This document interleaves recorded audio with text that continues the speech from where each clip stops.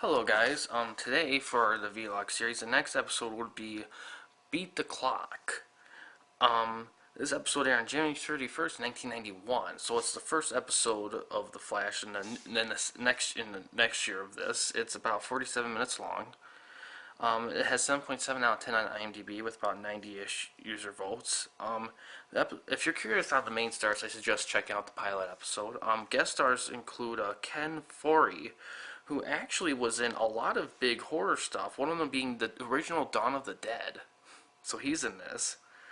And the episode was directed by Mario Ezzopardi, I hope I pronounced that right, who also did the RoboCop TV series.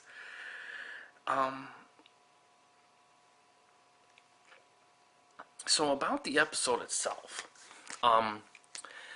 it's a pretty good episode. The story is definitely interesting. It's not really one I've technically seen for a superhero show, and the acting's fantastic too. And the characters, even though they're not technically comic book villains, they do have, especially Ken Foree's character, he has a bit of a backstory to him, which is pretty interesting. And they have some star power in this. There's another one, I forgot her name, but she's in this, and she was in a lot of big stuff. You'll probably recognize her.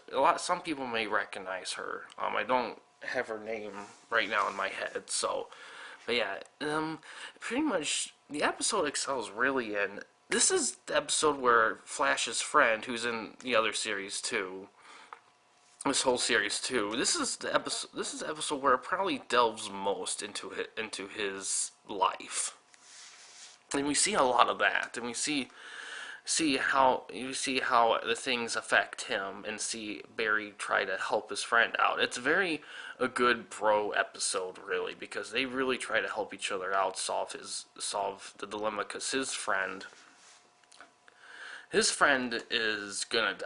on death row, and he's supposed to die at midnight, so they have to scramble to figure out how to free him, like, innocently, legally, of course, too. So there's a lot of that. It's a very, very good episode. The fact that it takes place all in a short period of time it really ups the intensity a little bit. I really, really dug this episode. It has great acting. It has a very jazzy soundtrack. I will say, soundtracks, in these episodes, the soundtracks, so a lot of times they like to incorporate other musical stuff to differentiate some characters and episodes from each other, which is nice. I like it when they do that. There's not really much I can say about it that I haven't said about other TV shows. It gets everything right. It gets the effects, the writing, the acting, the direction. It's all solid as usual. The only thing that sticks out is what I just mentioned, is delving into Barry's best friend in the show, and watching them work off each other, and seeing him get a little more of his backstory, because he's a regular cast character like the other two, so seeing a little bit more of him was cool, and I liked, and like I said, the villains have some character to them, especially Ken Foree's guy, and yeah, I just dug the episode. It was really good.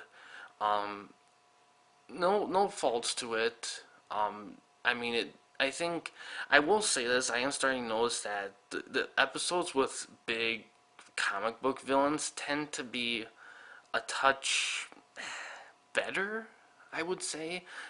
Not to say that the other episodes aren't bad. They're very, very, very good. But the episodes with villains, like comic book villains, I don't know. It's kind of cool seeing the Flash go against like someone on par with him comic book wise. Because the ones that aren't are kind of more like like just regular Joes, and they're all great. There's nothing wrong with them at all.